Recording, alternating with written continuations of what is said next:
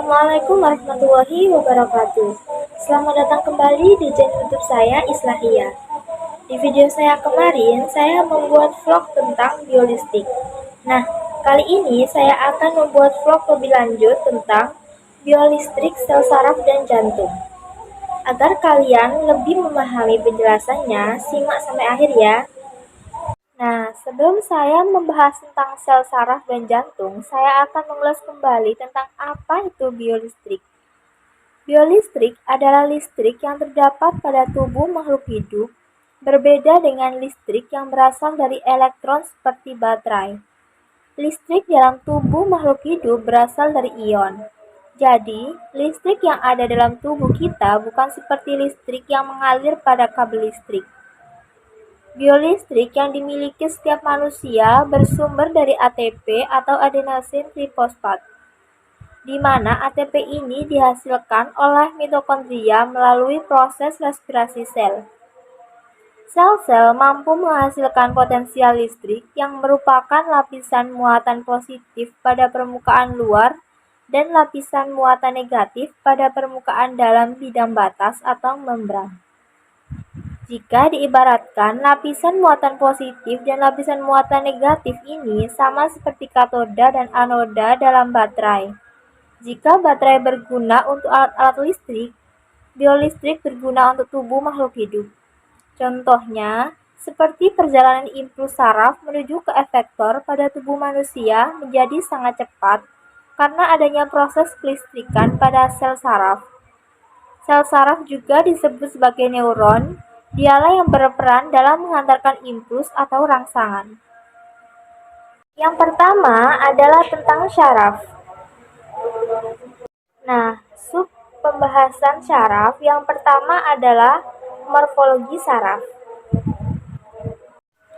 Nah, yang pertama badan sel. Badan sel mengandung inti sel dan sitoplasma. Di dalam sitoplasma terdapat mitokondria yang berfungsi sebagai penyedia energi untuk membawa rangsangan. Yang kedua, dendrit. Dendrit adalah serabut-serabut yang merupakan penjuluran sitoplasma. Dendrit umumnya banyak dan pendek-pendek. Fungsinya untuk membawa rangsangan ke badan sel. Yang ketiga, akson atau neurit. Akson adalah serabut-serabut dari penjuluran sitoplasma. Bedanya dengan dendrit, akson ukurannya lebih panjang. Fungsinya untuk membawa dari badan sel ke sel saraf lain. Nah, yang keempat adalah selaput mielin. Selaput atau selubung mielin adalah selaput pembungkus neurit. Selubung mielin tersusun dari lemak. Selaput mielin mempunyai segmen-segmen dan lekukan di antara dua segmen disebut nodus Ranvier. Selaput mielin ini dikelilingi oleh sel sekawan. Fungsi dari bagian ini adalah untuk melindungi sel saraf dari kerusakan dan mencegah bocornya impuls serta mempercepat hantaran impuls yang masuk. Selubung mielin diproduksi oleh sel glial. Yang kelima, sel sekawan. Sel sekawan adalah sel yang mengelilingi selubung mielin. Nama dari sel ini diambil dari nama penemunya yaitu Theodore Sekawan, seorang ilmuwan dari Jerman. Sel sekawan berfungsi untuk mempercepat jalannya impuls, menyediakan nutrisi bagi neuri, dan membantu regenerasi dari neuri. Nah, yang keenam, nodus Ranvier. Nodus Ranvier adalah bagian antar dua segmen selubung mielin. Nodus Ranvier berfungsi sebagai loncatan impuls saraf agar sampai lebih cepat ke tempat tujuan.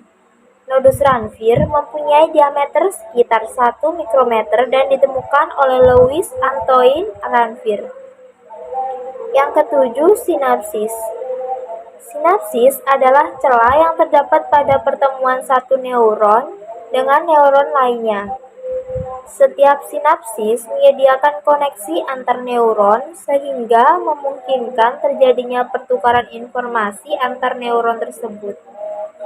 Informasi ini ditukarkan dalam bentuk zat kimia yang disebut neurotransmitter.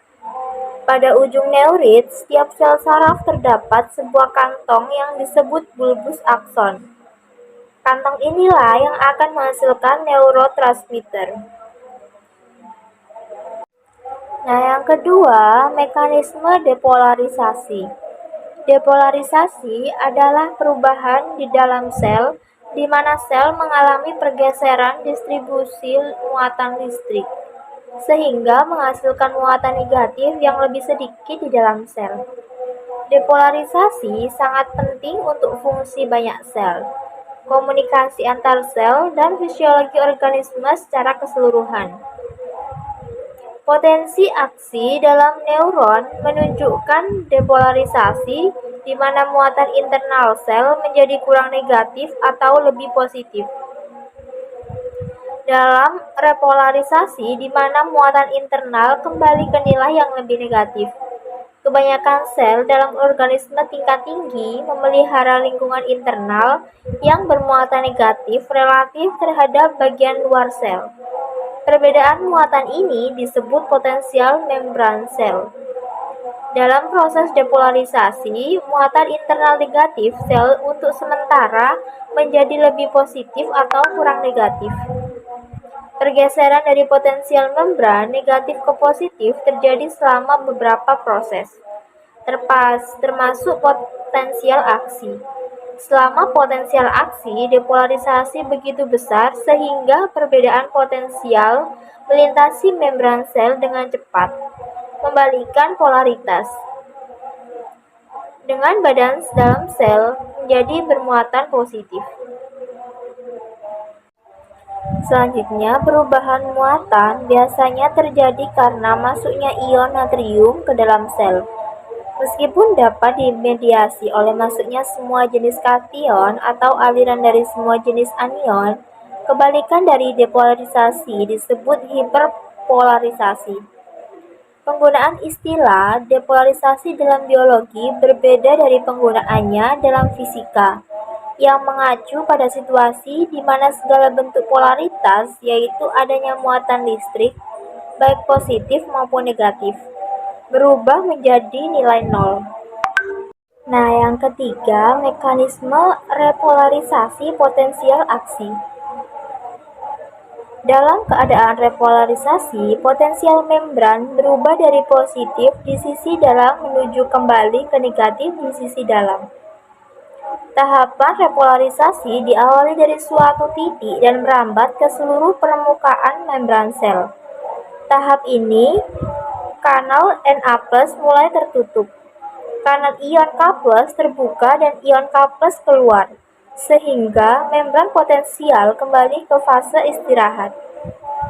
Yang keempat, mekanisme perambatan potensial aksi. Potensial aksi pertama. Potensial aksi dibangkitkan ketika ion natrium mengalir ke dalam melintasi membran pada satu lokasi. Membran mengalami repolarisasi ketika K+ mengalir keluar. Potensial aksi kedua.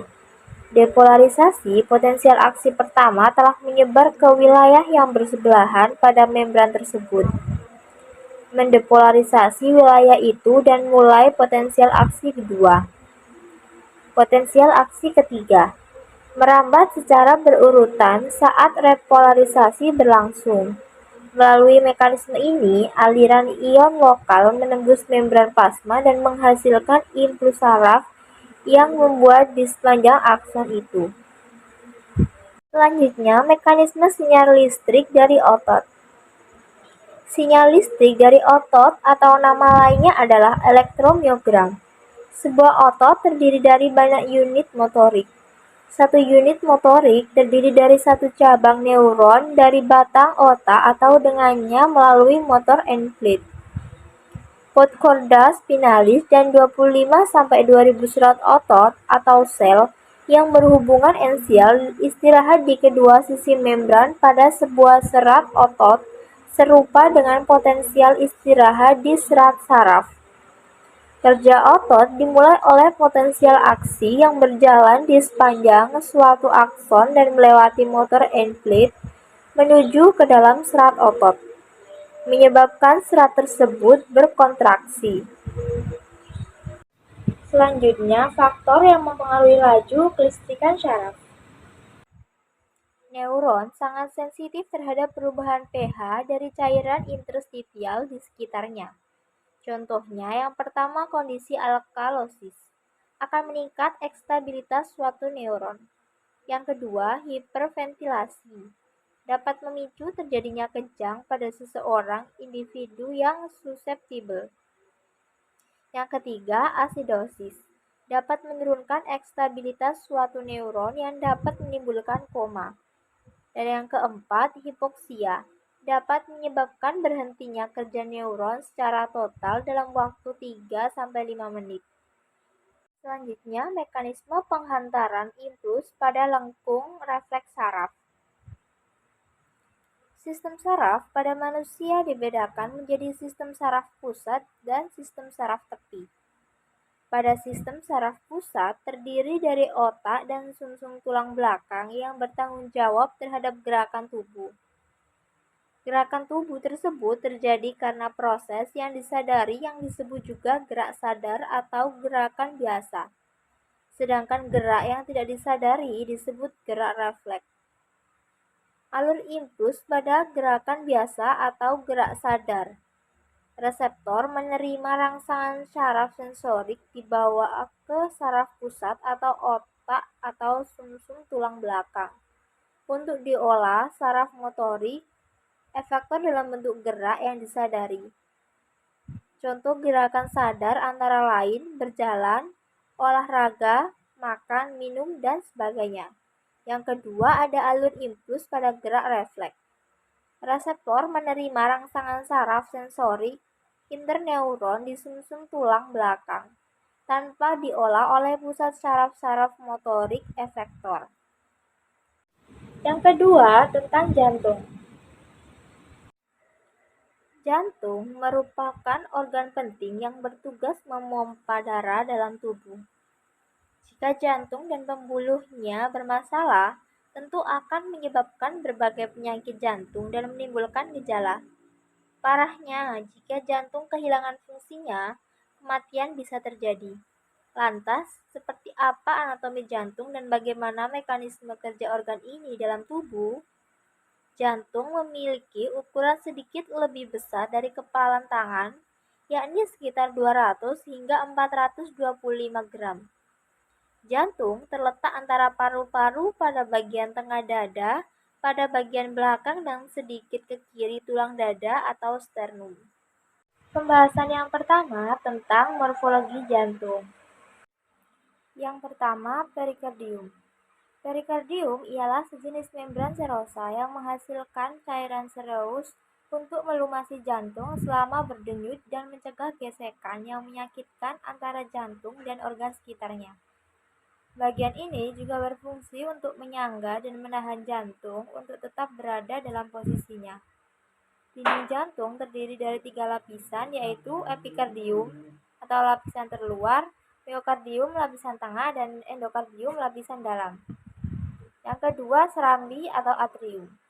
Bagian serambi atau atrium merupakan bagian jantung atas yang terdiri dari serambi kanan dan kiri. Serambi kanan berfungsi untuk menerima darah kotor dari tubuh yang dibawa oleh pembuluh darah, sedangkan serambi kiri berfungsi untuk menerima darah bersih dari paru-paru. Serambi memiliki dinding yang lebih tipis dan tidak berplot, karena tugasnya hanya sebagai ruangan penerima darah. Pada gambar anatomi jantung, tampak serambi berada pada sisi kanan dan kiri jantung bagian atas. Yang ketiga, bili atau ventrikel. Sama seperti serambi, bili atau ventrikel merupakan bagian jantung bawah yang terdiri dari bagian kanan dan kiri. Bilik kanan berfungsi untuk memompa darah kotor dari jantung ke paru-paru.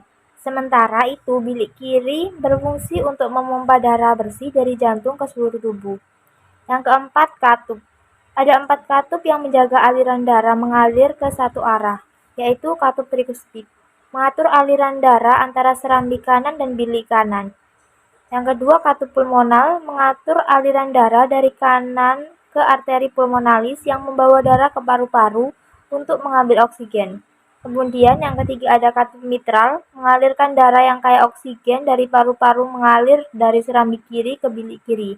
Yang keempat, katup aorta, membuka jalan bagi darah yang kaya akan oksigen dari bilik kiri ke aorta atau arteri terbesar pada tubuh. Dan yang kelima, otot jantung. Otot jantung merupakan gabungan dari otot luri dan otot polos yang berbentuk silindris dan memiliki garis terang serta gelap. Pada otot jantung ini terdapat siklus jantung, yakni urutan kejadian yang terjadi pada saat jantung berdetak. Berikut dua fase siklus jantung, yaitu sistol, saringan otot jantung berkontraksi untuk memompa darah keluar dari ventrikel. Yang kedua, diastol, otot jantung rileks terjadi pada saat pengisian darah pada jantung, tekanan darah meningkat pada arteri utama selama sistol ventrikel dan menurun selama diastol ventrikel. Hal ini menyebabkan dua angka yang terkait dengan tekanan darah. Yang keenam, pembuluh darah. Ada 3 pembuluh darah utama yang terdapat pada jantung, yaitu arteri. Pembuluh darah jantung ini kaya akan oksigen karena berfungsi darah ke sisi kiri otot jantung atau ventrikel dan atrium kiri. Arteri memiliki dinding yang cukup elastis sehingga mampu menjaga tekanan darah tetap konsisten. Kemudian, arteri koroner kiri utama lalu bercabang membentuk arteri left anterior descending atau LAD, berfungsi menyediakan darah menuju bagian atas dan kiri jantung. Arten left circumflex atau LCX, cabang arteri kiri utama yang mengelilingi otot jantung dan menyediakan darah menuju sisi luar dan belakang jantung. Nah, yang selanjutnya tentang konduksi jantung. Sistem konduksi jantung terdiri dari otot-otot jantung khusus yang termodifikasi dan mampu menghasilkan aktivitas listrik secara spontan dan menghantarkannya ke seluruh bagian otot jantung. Listrik yang dihasilkan akan dihantarkan ke seluruh bagian otot jantung secara cepat dan terkoordinasi. Komponen utama dari sistem konduksi jantung adalah nodus SA, nodus AV, berkas His, berkas cabang, dan serat Purkinje. Kontraksi jantung yang ritmis bergantung kepada pembentukan dan perjalanan impuls yang teratur di sepanjang jalur konduksi ini. Sistem konduksi jantung mengirimkan sinyal listrik yang umumnya dihasilkan oleh nodus sinoatrial untuk menyebabkan kontraksi otot jantung. Sinyal pacemaker yang diinisiasi di nodus sinoatrial bergerak melalui atrium kanan ke nodus atrioventrikular atau AV di sepanjang berkas His dan berjalan melalui cabang-cabang berkas untuk menimbulkan kontraksi otot jantung. Sinyal ini pertama kali memberikan stimulus kontraksi dari atrium kanan dan kiri, dan kemudian mengalir ke ventrikel kanan dan kiri. Aliran listrik ini kemudian memungkinkan terjadinya proses pemompaan darah ke seluruh tubuh. Selanjutnya, perbedaan otot polos, otot jantung, dan juga otot luri. Perbedaan bentuk itu otot luri panjang, silindris. Otot polos berbentuk gelondong, ujung meruncing, sedangkan otot jantung berbentuk panjang, silindris, bercabang-cabang. Perbedaan dari segi jumlah inti sel, otot luri banyak terletak di tepi sel, otot polos 1 terletak di tengah sel, dan otot jantung banyak terletak di tengah serabut. Sedangkan perbedaan kerjanya, yang otot luri dipengaruhi kesadaran, yang otot polos tidak dipengaruhi kesadaran, sedangkan otot jantung juga tidak dipengaruhi kesadaran.